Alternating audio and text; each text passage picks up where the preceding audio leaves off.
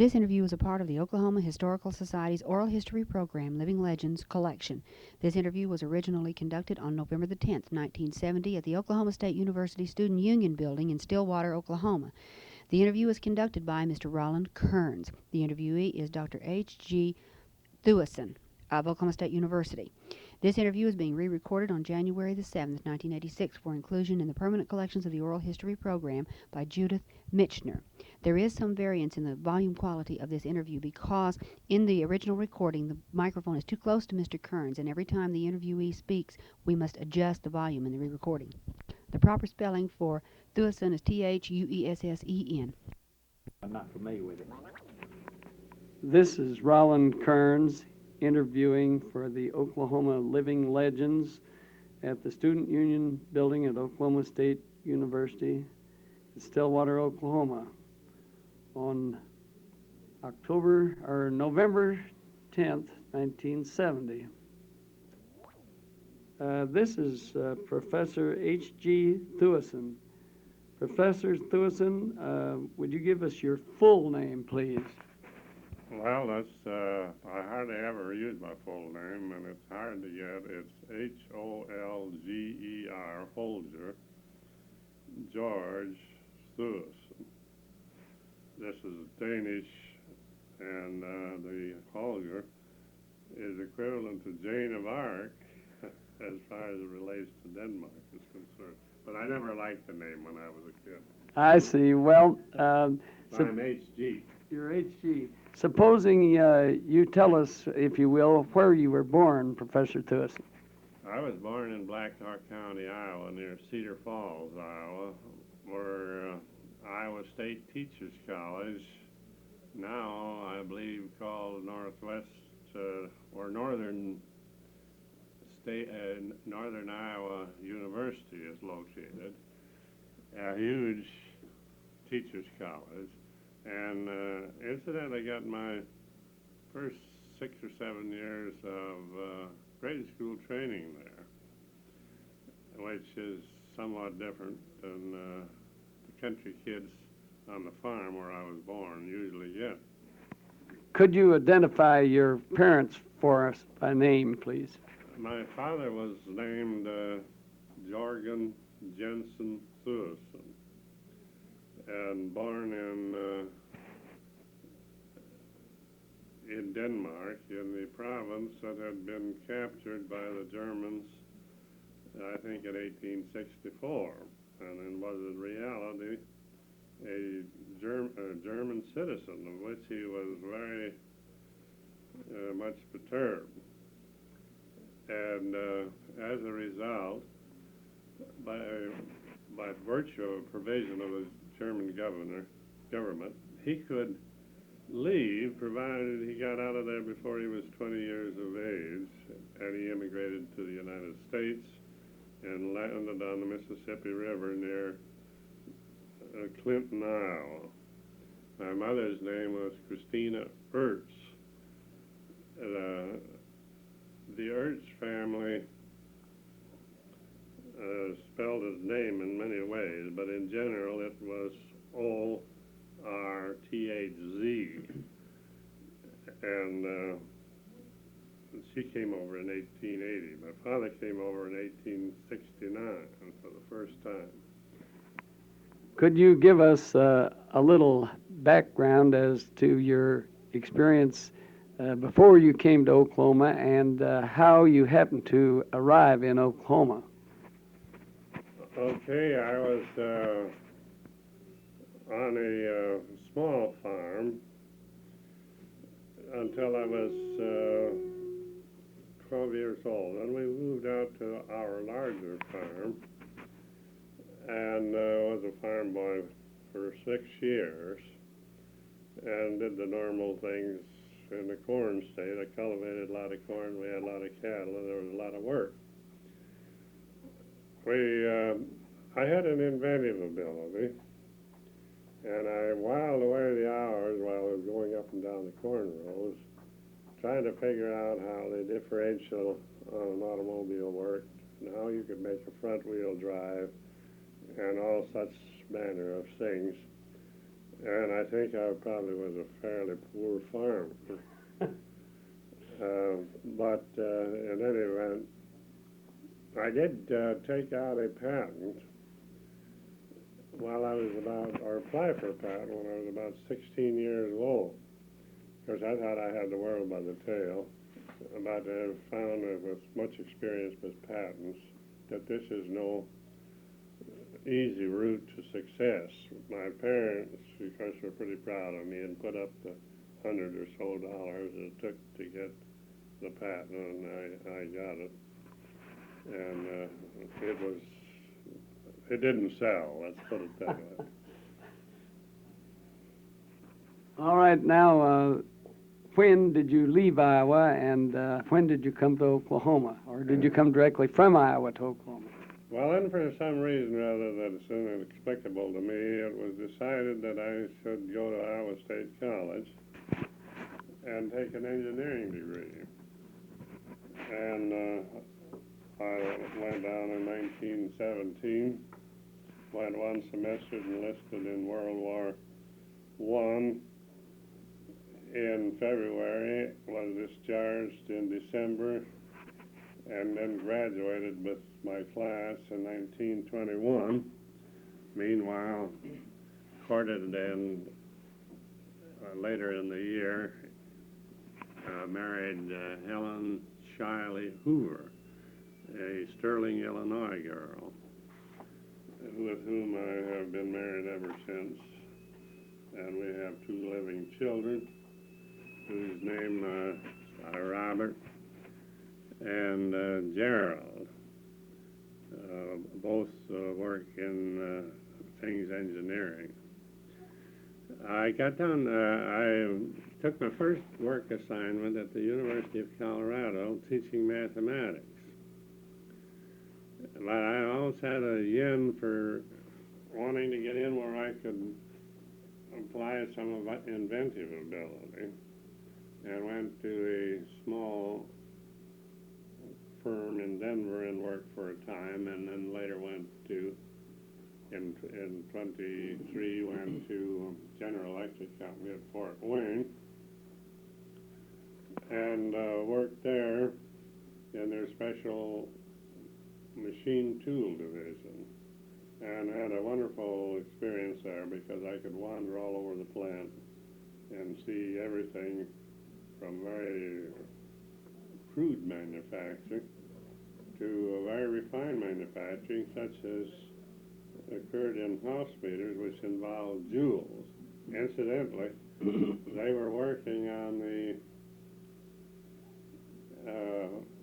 first refrigerator there. And while I was there, they put a few of them out to the officials to give them a test, and later they came on the market in about 1926. I left there in 1925 after having made a contact by letter. I had a feeling I wanted to get into the Southwest, and I made a contact to a number of schools, and received a chance for an interview with this institution. That is, the dean was coming through Fort Wayne, and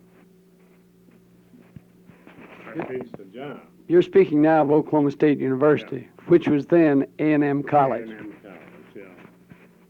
And there was one amusing incident. Dean Boyd came to our house about noon or a little after, and we became very much interested in our conversation, and about 2 or 3 o'clock I kept wondering whether he had anything to eat or something, and he hadn't. So hastily something was prepared, and we saved him from starvation, and I got the job. And came to the Oklahoma A&M in September 1, in 1925, and I've been here ever since. Can you tell us something about what the college was like in the days that you first resided here? It was very primitive in terms of the colleges that I had been associated with. One thing, we'd had the big Walton upheaval, Governor Walton upheaval. And secondly, the town had a water shortage, so water was in very short supply, even on the campus. Drinking water was provided by barrels with a tin cup. And there was no water in the faucets. And this was very depressing, and I would have abandoned the whole thing if I could have gotten my job back or general lecturer. How large was the school at that time? I think there were about 1,500 enrolled, but a great number of those were subcollegiate. The high schools in Oklahoma at about that time were not very adequate, and many sought to complete the high school and make college entrance after they prepare for college entrance after they got to the campus. The first years I taught a great deal of shop. The dean had talked to me about industrial engineering, which is a new curriculum here, in which I was much interested. And in a roundabout way, an interesting facet of that was at Iowa State, I had taken a number of courses in industrial engineering under a man by the name of J.O. Keller, who turned out to be the first graduate in industrial engineering in the world. He was an Iowa State graduate who had started out in electrical engineering, and then Hugo Deemer, a person of some note as an inventor of management systems, had put in a curriculum at Penn State, and J.O. Keller graduated in 1911. And so I was pretty much enthused about this industrial engineering. Well, what was called industrial engineering here was largely shop. And the man who I would have to work was DeWitt Hunt, who is much interested in shop work and industrial, not industrial engineering, but manual training, industrial arts, as it's later called. And I'm amazed now that he didn't send me packing. But his view was to develop human skills, and mine was really the engineering and scientific approach to eliminate the need for human skills in manufacture.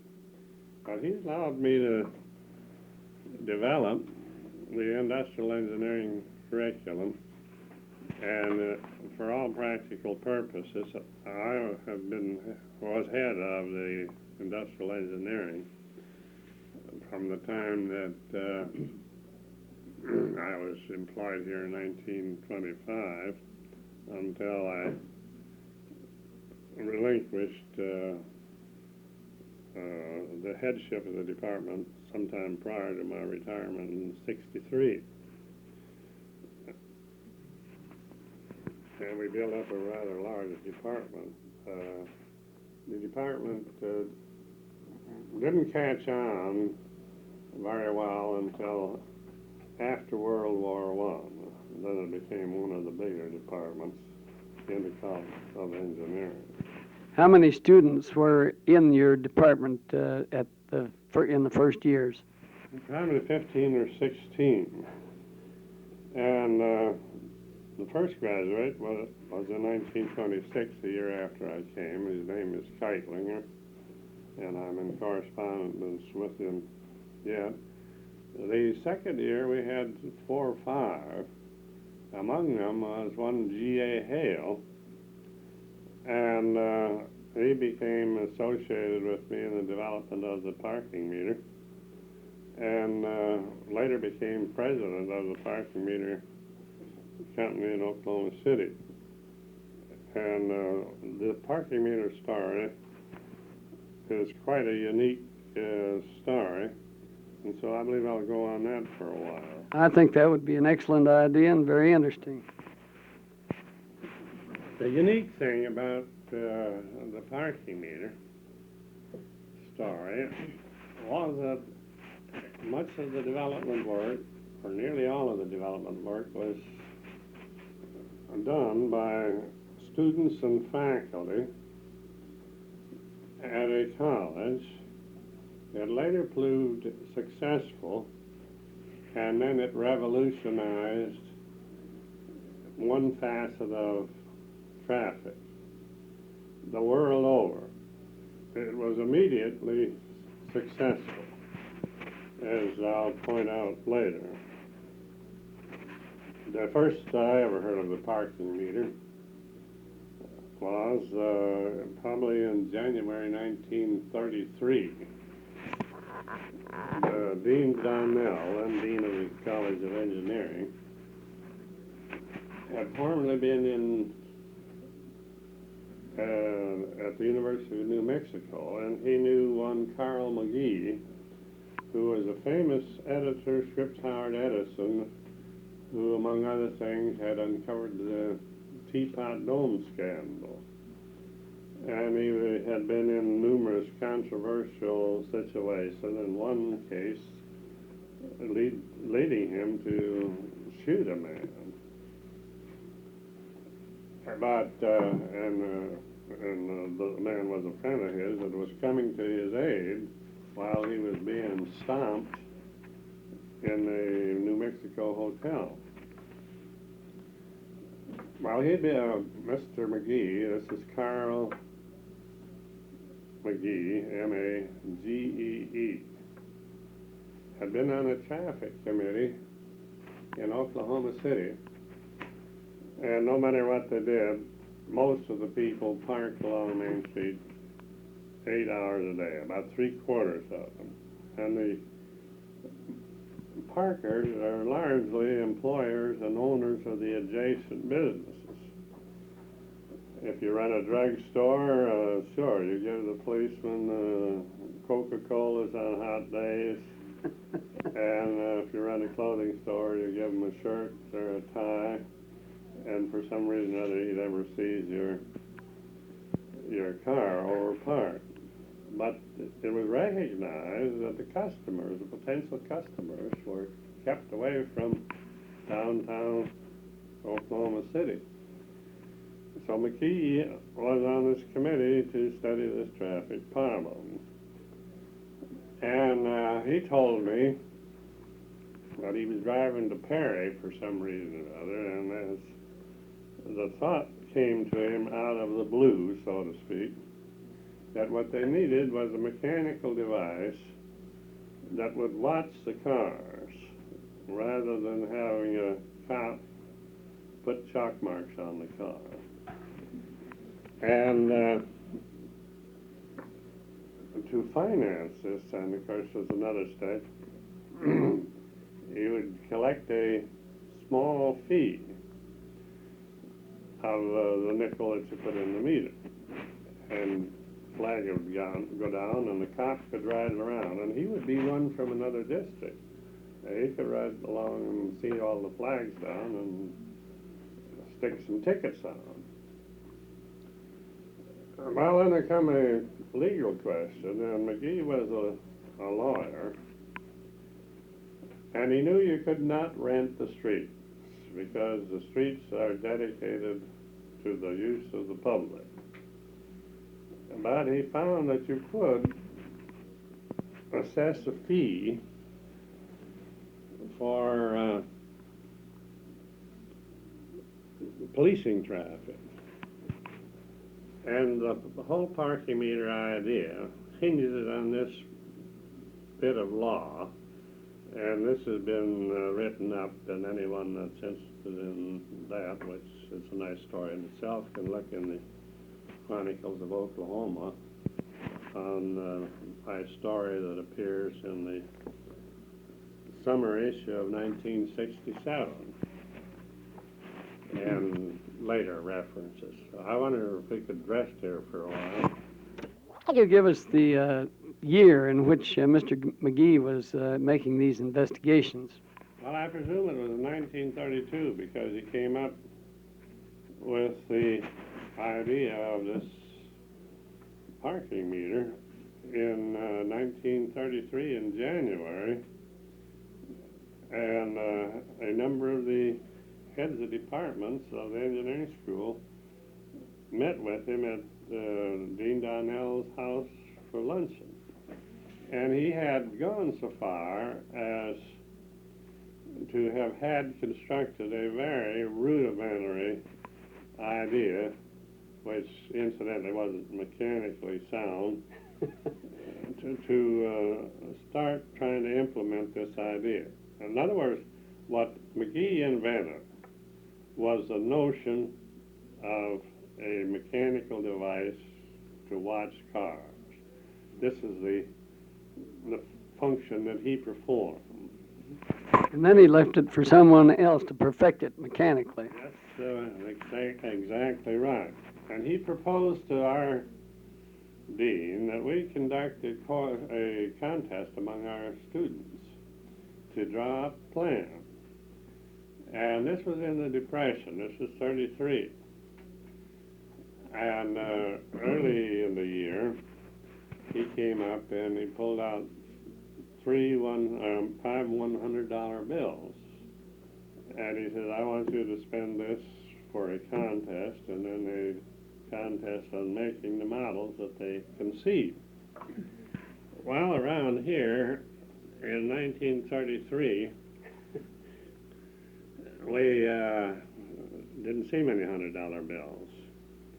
And incidentally, one of the things that occurred in our college magazine, the Oak Collegian, in March 1st was a story. It says, salary cuts assured.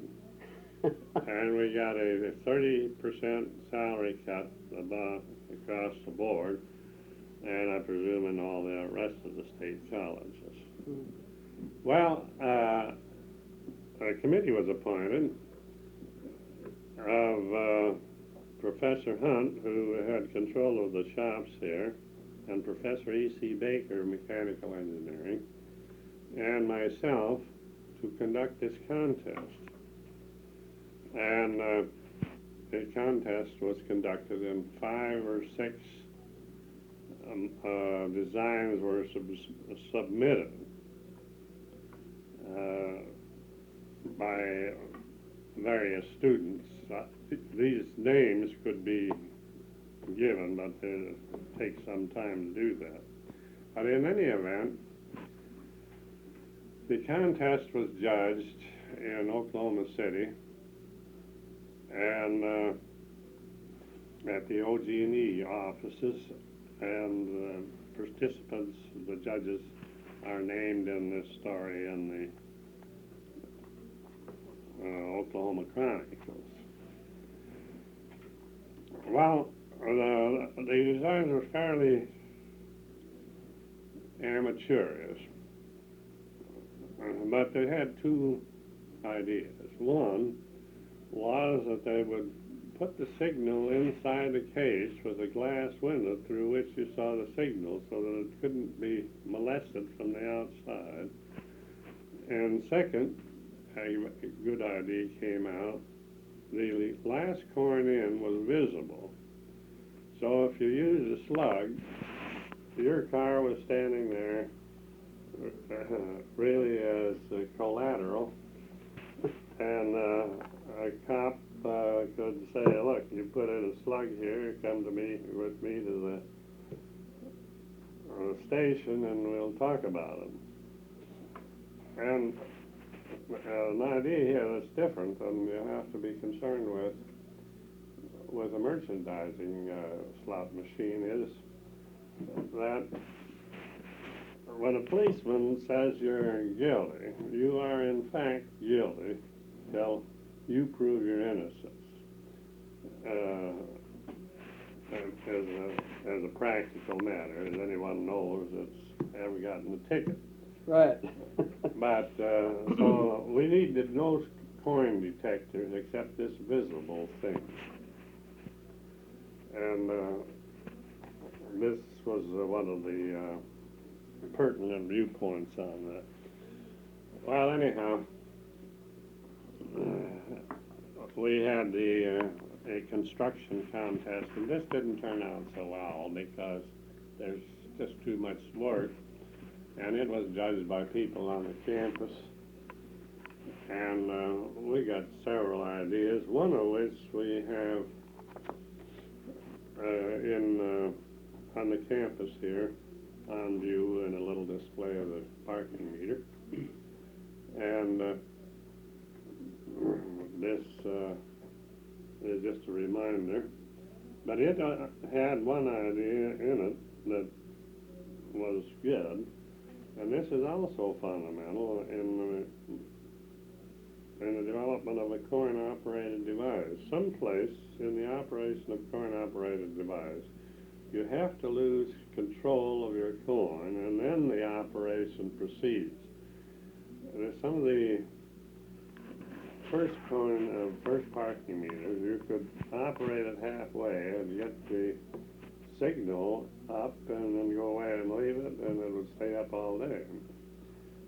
But this notion that you had to store enough energy by putting in the coin some way, and then you lost control, and then the thing did its thing, so to speak.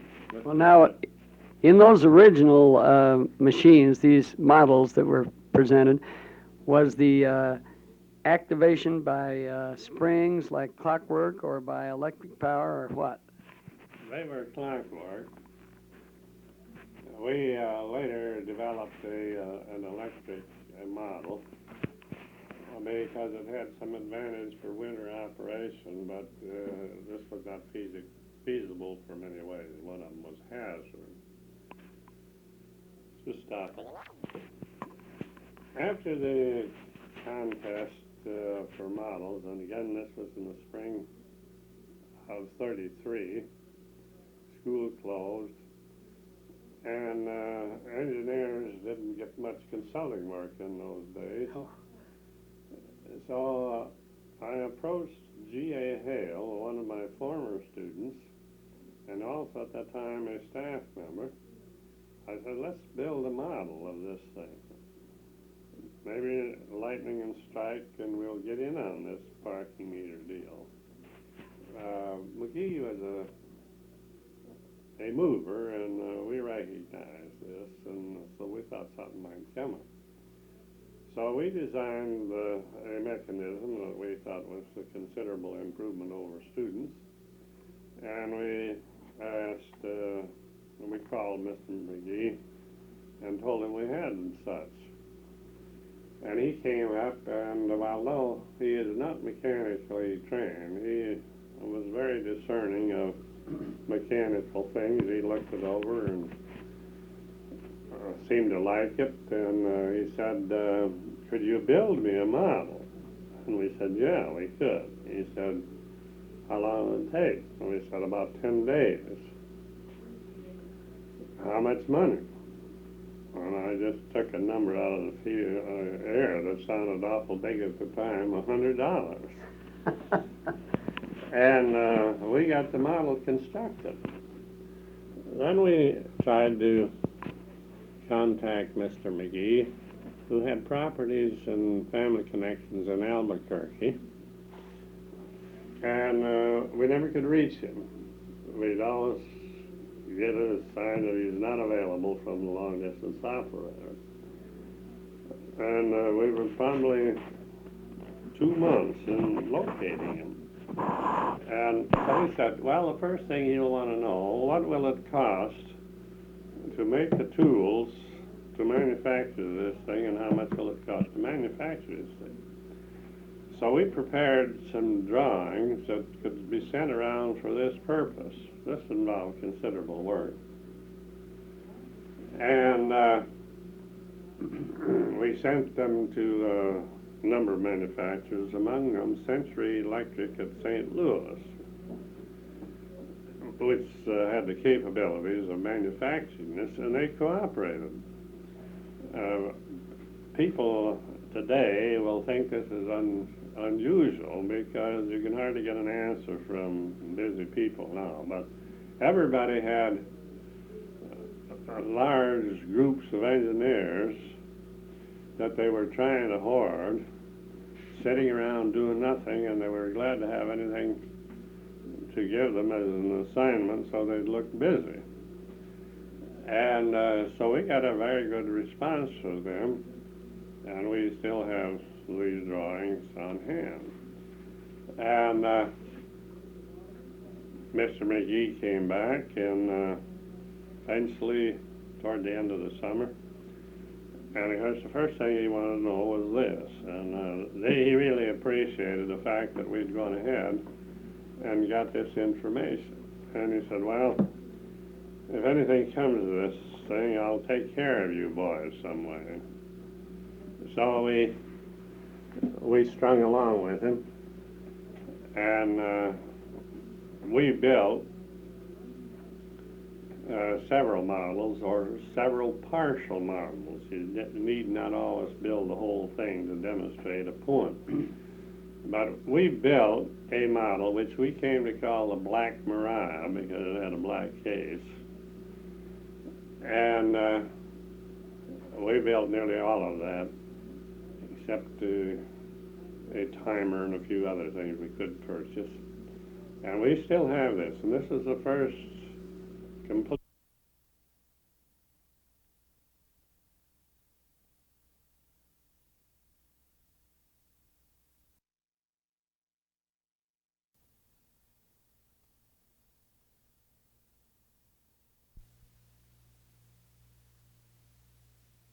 because it had a black case.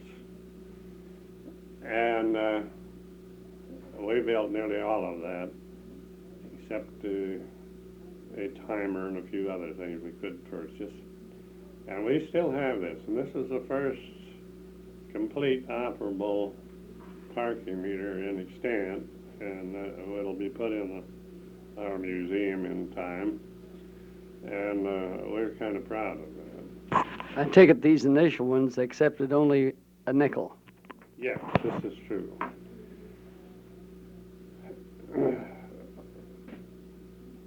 Sometime later, Mr. Mcgee made contact with a company called the McNick Company in Tulsa.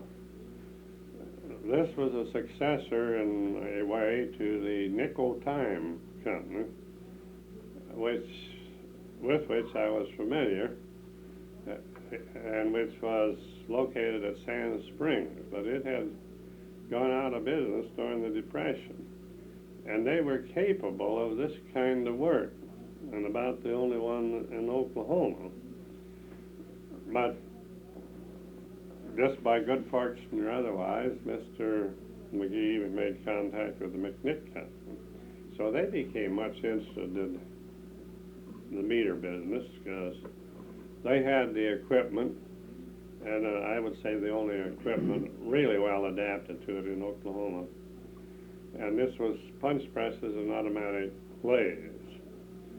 When you design a product, the engineer always designs having in mind what equipment you have available. And our design had been built on the basis of the equipment that was more or less universally available. When the McNick Company they designed using punch presses, which makes for a cheaper product but a little more expensive to tool up. And I remember I was in Colorado at the time, and Mr. Hale came out there and he says, the McNick Company's got something that's beating us out as far as manufacturing is concerned. So when we came back, and we started to design something that could be made on punch presses too. And got a very good meter going. Meanwhile, a number of meters had been built by McNick Company, and they immediately had some trouble with them because of this fallacy. You could still control the coin when you left it. Yeah.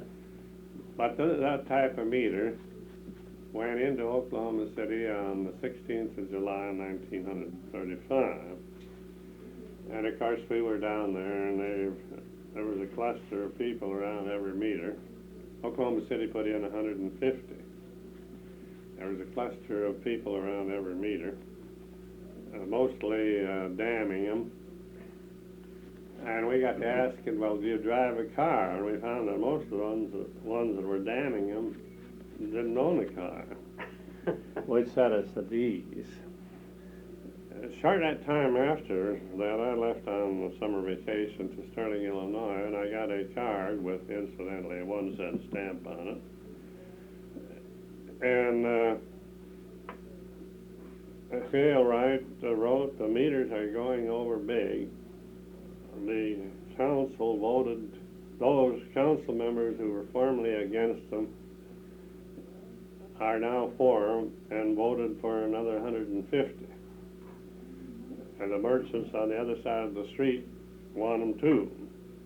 And Mr. Mcgee is in New York dealing with the city commissioners there. And of course, this was exciting news. Meanwhile, a company had been formed, which was called the dual parking meter. And the president of it was a Mr. Benz, who had been president of the Southwestern Telephone Company. Now, the company was very successful, but Mr. Benz did not believe that this parking meter had any future to it.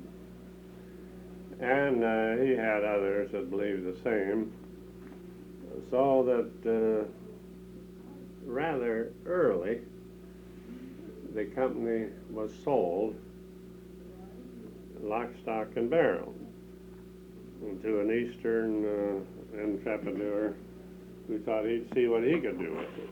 Now, a patent had been secured on your Black Mariah. I don't think so. And this notion of a patent in the layman's mind looms much more important than it does in practice. A patent really makes you reveal what you've got up your sleeve, and then any opposition you can try to disprove it. So some of the better things, sometime better part of valor, is not to patent and leave the whole thing in the dark. But Mr. Hale and I did patent one, and I don't recall the number of it, of course, now. But this one never came into use. Well, the meter business expanded, and the McNick people decided, this was before it was sold, after they'd seen the meter we proposed, that they'd have to do something or ours would go in, because it had been accepted for the next meter. And they came up with a beautiful job that was fully automatic, and this was a only fully automatic meter. Immediately, there were several manufacturers of these. There's all kinds of slot machine people in the country that had manufacturing facilities, and anybody was looking for a place in the Depression days, you see, for opening. So we went down to have a session with the people that counted as far as engineering is concerned on this meter. The McNick representatives were there. Mr. Hale and I were there. Mr. Magee, of course, was there, and one or two others.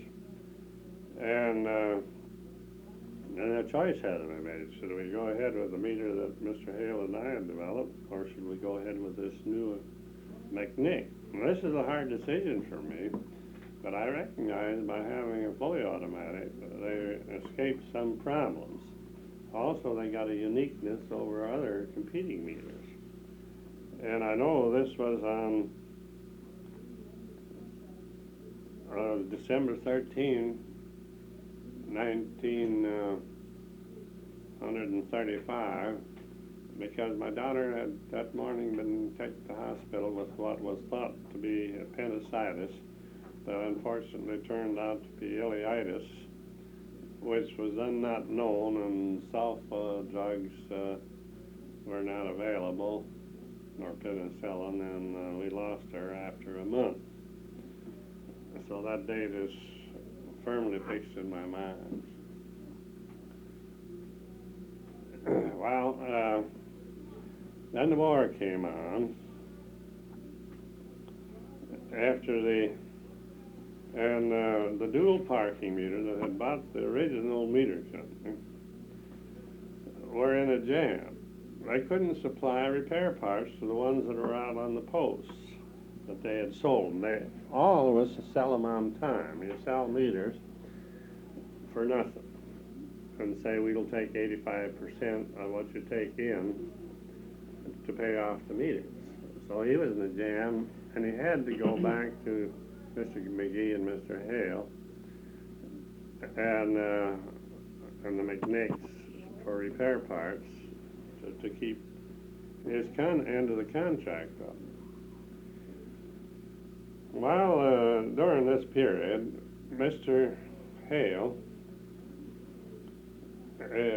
designed a whole new meter with considerable new concepts in it, and it was adapted to take nickels or dimes or quarters eventually, and it had some unique features, like you could remove the timing element and just stick another one on, so you didn't have to repair it on the post. The whole business, all the working parts could be taken to a central place. I think we just got to the point that we had Mr. Hale was designing a brand new meter. That's right. And one of the interesting factors to me was I came down there to his office, and they had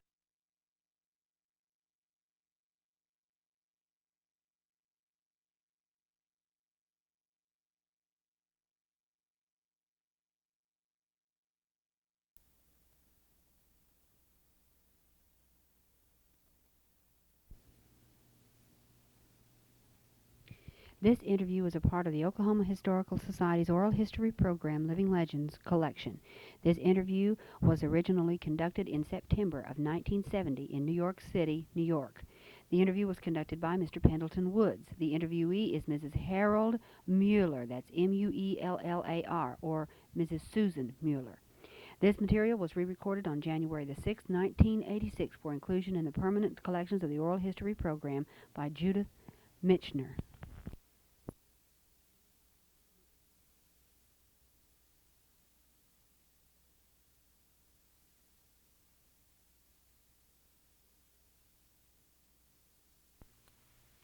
While we were changing the machine, you were telling me a story that I want to get on the air. Would you tell me that?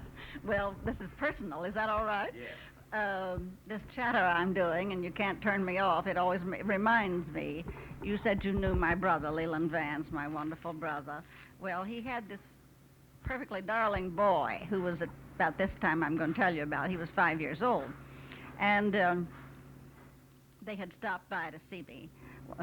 My husband and me one evening, and out in the backyard, and he was just having such a good time. And when they got ready to leave, he stood up in the back seat of the car, and as they were going along, he kept making, as kids do, you know, zzz, zzz, zzz, zzz, zzz, zzz, zzz. And my brother turned around and said, "Hey, guy, cut that out." And little Leland said, "No, can't cut it out. I'm Aunt Nanner. He called me Aunt Nanner. I'm Aunt Nanner on the radio, and you can't turn Aunt Nanner off. And my brother said, "Oh boy, does he know his Aunt Nanner." Let's go back to the book.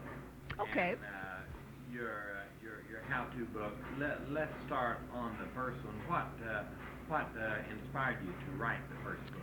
Well, because I had, that book is absolutely a compilation of everything I yacked about on radio all those 15 years. It answers every basic question. It isn't the most modern book in publication, and it didn't get the biggest. It was during the war, and we couldn't do big promotion.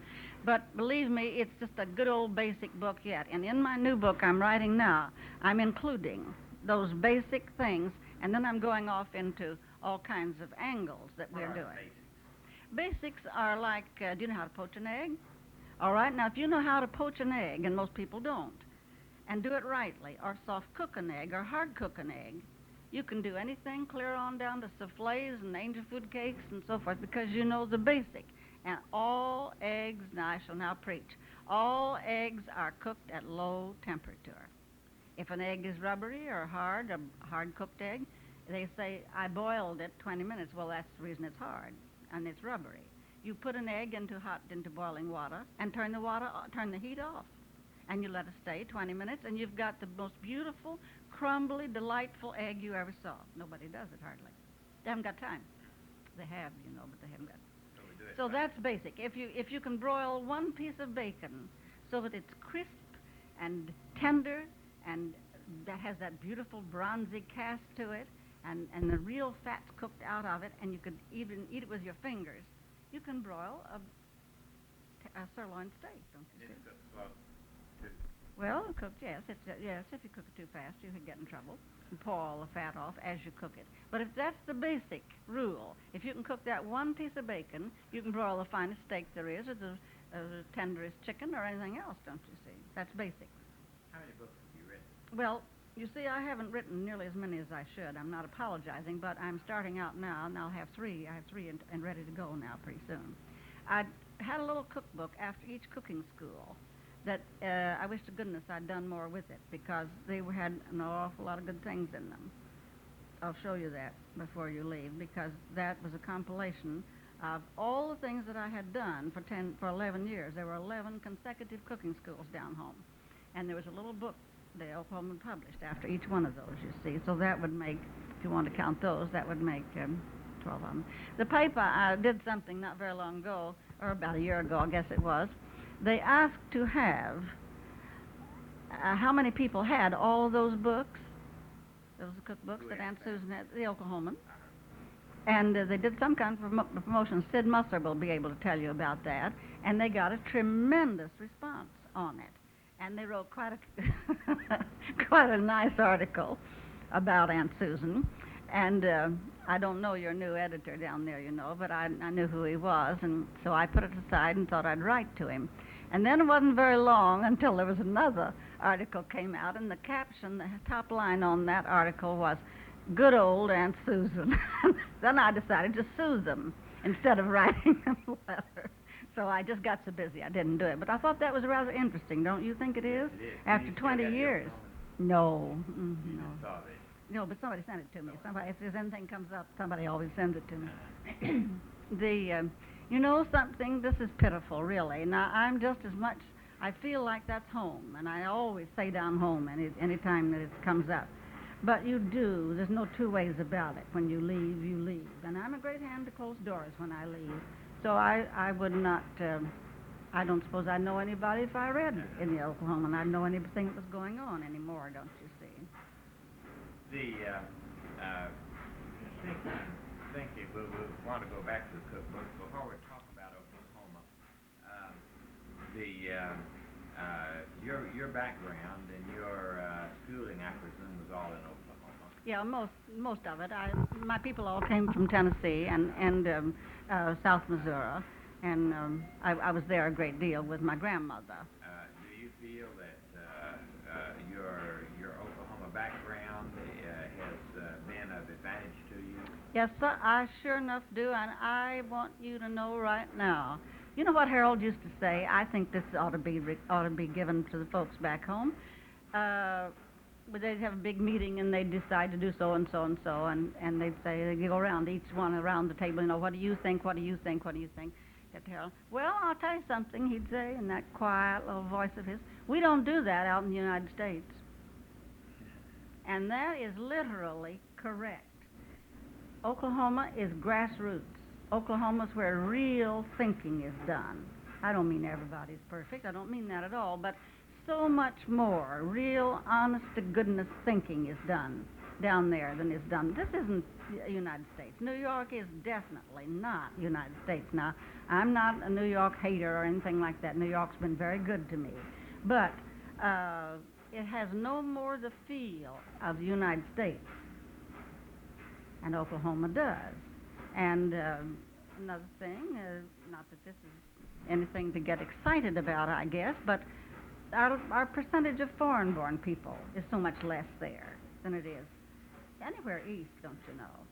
That makes for, well, look at Will Rogers. He's typical United States, don't you see? And there isn't anybody like that just grew up here, don't you see? They couldn't. They rub against too many different kinds of people and situations. And I think being from Oklahoma has, and I don't want to forget any of it.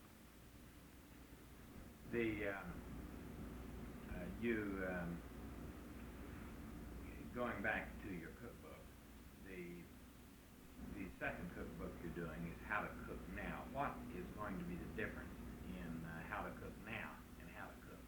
Well, I'm going first to emphasize the basics, just as I told you about the bacon and the eggs and so forth, you know. Then, from then, I'm going to prove to them that they can cook any exotic. You see, there's so much more travel now all over the world, and they know so much more about the various kinds of food in the different locales. I'm going to prove to them that the most exotic-sounding thing they ever heard of while they were traveling around the world, they can cook if they know what basics are. And then also, I think it would be nice to have menus that are as now our young people, our very young people who are just now getting married, are terribly interested. They want to flame everything. They think if they flame it, that's big stuff, you know. Well, it is nice as far as that's concerned, and it is a nice gesture. Also, they don't want a whole lot of fol-de-rols. They are all fed up on too much menu and too much. For instance, they are not going to spend a whole day making a big dessert. They'll go out and get some fruit, which is a whole lot more sensible. So that's How to Cook Now. I mean, briefly. Yes. Are you going to tag it sequel to How to Cook? Are you going to tag the book sequel to How to Cook? Oh, I don't know. I don't know that it would. I don't know whether it would or not. No, I don't either. And I'm doing a cheese book, and that, incidentally, you are to be flattered because I took the morning off to talk with you, which I'm supposed to get it in this afternoon, and I have to go over and deliver it. This is nothing but cheese. And it is, I never have done anything that's given me any more inspiration, because it is, you can just dig and dig and dig. I wonder if I won't spend the rest of my life on cheese. How did you get interested in cheese? Well, there's a man who was on my show. Now, there you are again. I just named the person that was on our show. And Harold used to get in fact, he got all of the guests. And he was a natural-born reporter. And he would just dig up people that nobody else ever thought of. And incidentally, it should know that I was the first television person to have guests on the show and interview them. Of course, that's just the regular now, but I don't suppose they even know when they started. Who was your first guest? Do you remember that? Wouldn't that be fun to know? And I don't. That's a good question. I'm going to see if I can figure that out. The man who produced our show is a very close friend of mine yet. He lives out in Montauk, Bob Loy. And we'd get together and reminisce a lot. I'm sure he'd know. Wouldn't that be fun to know? But I had on the show then, I had every big restaurant owner here, every big maitre d', and out in New Jersey and out in Long Island and up in Connecticut. For instance, Treadway Inns is a very famous chain of inns and beautiful food. And he was senator from Massachusetts, and Harold got him on the show one time, and he was a wonderful guest. That's the kind of guests we had, and this is the kind of. Now I'm taking a lot of those recipes and putting into the new book. With the audience you had, it would be a real privilege for a restaurateur particularly to be on. Well, it was always good. The Chambord was a very, very expensive restaurant. You couldn't go there for less than $50 for a little 2 or 3 people, and a couple really. And we had them on, and somebody said, "Oh, phooey, that's too expensive for your audience." I said, "You make me tired. I've got the best audience in the world." And do you know that it was? I think it was just about 3 weeks after that. They had, I think it was 14 people come and have an anniversary party there. You can think what that went into just from that broadcast.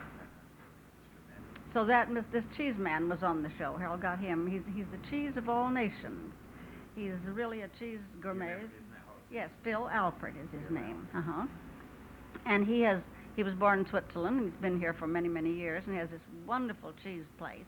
And he wanted me to do a cheese book, and I got to researching it, and it's terribly interesting. Is this on how to prepare cheese? Well, yes. I just finished this chapter just last night, about 11:30. I had just one chapter on nothing but the entree. You know, in other words, you could have this whole dish for your whole entree. And then I'm going to do, it'll have cocktails and salads, and so 7 scintillating salads is the salad chapter. I believe you said you had another book. Yes, I have another one, which is, well, this How to Cook Now is in the mail. And also, I have 30 galas. This is they've all been around the world. Everybody that you know has been around the world, you know. And what did they find?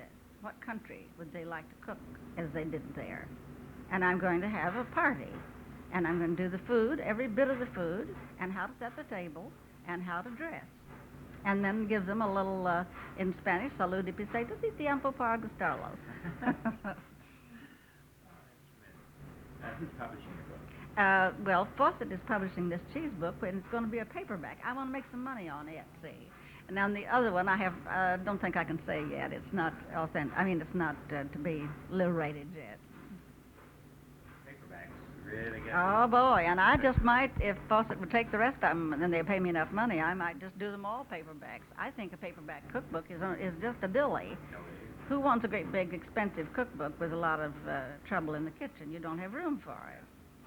And it gets thumbed through. That's right, that's right. Grease on it, and That's not sour grapes either, because a little book is much handier in the kitchen. I'd rather have a lot of them.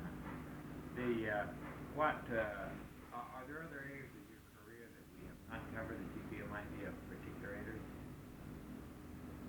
Well, I don't, I just think the radio and television is terribly interesting. I think the magazine, McCall's magazine, and, well, after I left the show, our television show, Harold and I went to Connecticut to live for a while, and I tried to retire. I didn't do a bit of good. I just couldn't stand it, and I'm just not ever going to retire. They can carry me out feet first, but I'm going to still be working when they do. But I did then a public relations job, and I promoted mushrooms, and I went all over the country broadcasting the gospel of mushrooms, and actually we put the company that I was with, I did all the food work, put mushrooms on the map. And I'll tell you something else that I think was an awful nice thing I did. It was terribly interesting. For American Airlines, I did a library of color pictures. They were just gorgeous, bigger than that picture over there, in color. And believe it or not, you might not like some of the food you eat on planes, but they buy the most beautiful food in the world. And I would go into their kitchens and into their storerooms and drag out this gorgeous food, and we made pictures. I went clear from one end of the globe to the other doing that. I flew 82,000 miles that year doing those pictures. And then I did a seminar after we had finished it, after the pictures were all finished and in. I did a seminar down at Dallas, or Fort Worth, down at the, where the college is, the Stewardesses College, and gave a talk on these pictures, and they decided to have 30 of each year, don't you see? And they wanted the girls to know more about food, and not just consider themselves waitresses. They were experts, you see, and they were also hostesses. So I gave them quite a little dissertation on that, and then we'd have a beautiful big luncheon. And I think one of the interesting things about that, I was very proud of the pictures because they did a beautiful job in getting them together. I left New York on Tuesday morning at 8 o'clock and got down to Fort Worth and had a little rest. And then the next morning I went to this meeting and gave the talk. And then we had the luncheon. And then I got on a plane at 5 o'clock and came back to New York on Wednesday. This was left here on Tuesday and left on Wednesday. I did that for 13 weeks. And I saw spring come in Dallas with the bluebonnets and the mockingbirds. Oh, I'm going to tell you about a mockingbird, too. And then I saw spring come in New York. I saw 2 springs. Wasn't that kind of interesting? You know what I'd like to have from home more than anything in the world? I'd like to have you go take this tape and go out in the backyard somewhere and get a recording of a mockingbird. I get more homesick for a mockingbird than anything I left down there. We had a mockingbird in our backyard that used to get up on a telephone pole, and his repertoire just made anything you've ever heard look sick. And did you know that a mockingbird mocks 32 different birds? They do. They mock 32 different birds. I would just adore having. I'll give you a cassette, and you can take it with you. How's that? On my recorder. Mm-hmm. Wouldn't that be fun to have? I thought of that the other night. I was kind of, I think, lonely, and sometimes I get kind of lonely, even in New York. Can you beat that? Mm. It's no good. Do you know that all my family's gone? I'm an absolute loner. And it's, you go back to things like a mockingbird.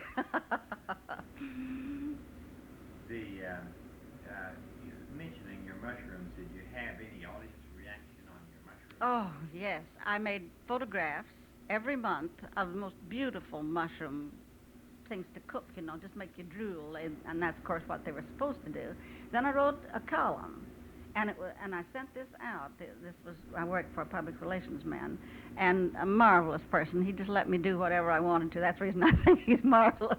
But it was a good outlet for mushrooms, and I sent this out to every big and many smaller newspapers in the whole United States. I got to know all the food editors, and do you know they picked my stuff up verbatim? Now, I'm proud of that. On the Chicago papers, San Francisco, Los Angeles, Dallas, every place that you can think of. I've just got loads of clippings yet. And that put mushrooms on the map. That's what I want to do with cheese now. You're working on that. Mm-hmm. You didn't, where did you go to school? A&M at Stillwater. Mm-hmm. It's called Oklahoma College, or what is it? Oklahoma State University. Oklahoma State University. I had a degree and in home economics, and believe me, I had 5 years of food chemistry. They don't have but 2 now. Have you kept contact with Oklahoma State University? No, I haven't. I'm not a very good. I have a funny little. I don't know what it is. Maybe it's bad. I don't know. But when I leave something, I just don't go back. I've never been back to McCall's, and they were the sweetest things to me, and gave a big party, and everybody was happy, and so on. But I just don't go back.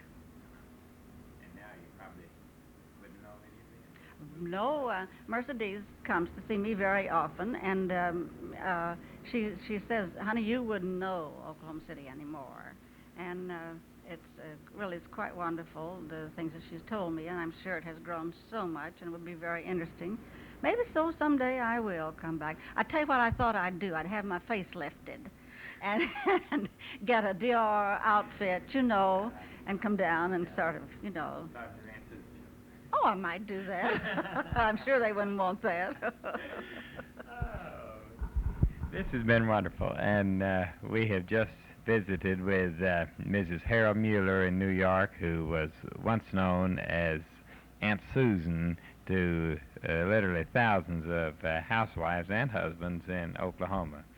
Thank you very much.